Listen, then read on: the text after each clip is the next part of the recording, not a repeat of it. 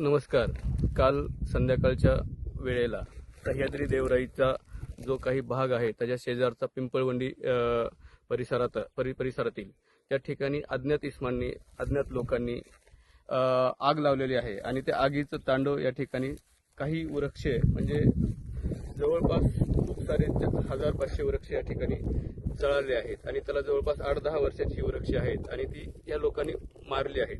तर माझी सर्वांना एक विनंती आहे की जगातलं पहिलं ट्री एक्झिबिशन बीड जिल्ह्याच्या ठिकाणी म्हणजे सह्याद्री देवराई या ठिकाणी झालेलं होतं. अशा पावन ठिकाणी जर इतकं चांगलं काम झालेलं असेल तिथं आणि अज्ञात लोकांनी येऊन हे काम चांगलं झालेलं काम जाळत असतील, झाडं तोडीत असतील, मारीत असतील तर ते खूपच भयावह आहे. ते थांबण्यासाठी आपण सर्वांनी सहकार्य करावं. तुम्ही इथलं जर हे चित्र व्हिडिओ बघितला तर अक्षरशः डोळ्यात पाणी येतं. आता बघा काही पक्षी इथं या ठिकाणी बसलेले आहेत, ते त्यांच्या खोप्याच्या त्यांच्या घराच्या शोधात आहेत, पण ती घरं सगळी जळालेली आहेत. तर इतकं ह्या ठिकाणी आल्याच्यानंतर भयावह वाटतंय की आपलंही घर पाण्यात वाहून गेलं असेल, जळून गेलं असेल तर कसं होतं. तशी परिस्थिती ह्या पक्ष्यांची झाली, झाडांची झाली आणि सह्याद्री देवराईच्या जवळचा जो भाग आहे तो त्यावेळेसच आपण ह्या ठिकाणी डेव्हलप केलेला होता वन विभागाच्या माध्यमातून. तो पूर्णतः निस्तनाबूत या ठिकाणी केलेला आहे.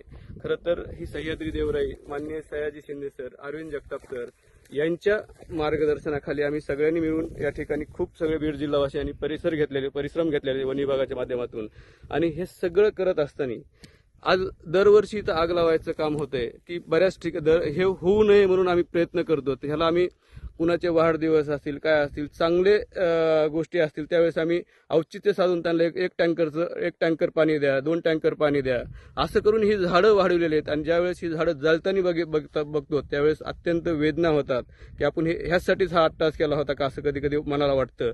आणि ही ज्यावेळेस गोष्ट सयाजी सरांना कळते, अरविंद सरांना कळते किंवा चॅनलवरून सगळ्या देशभरात कळते त्यावेळेस खूपच वाईट वाटतं.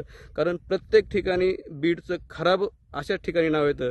आपल्याला काहीतरी वाटलं होतं की देवराईच्या माध्यमातून बीडचं चांगलंही नाव कधीतरी होऊ शकतं, पण त्या चांगल्या ठिकाणी पण आपण काहीतरी जाळपोळ करून ते पण नुकसान करत आहोत. तर त्यासाठी माझी बीडवासियांना विनंती आहे की बाबा ही झाडं वाढवायचीत आपल्याला आणि ही झाडं जर वाढली तरच बीडच्या सौंदर्यामध्ये आणि भर पडणार आहे.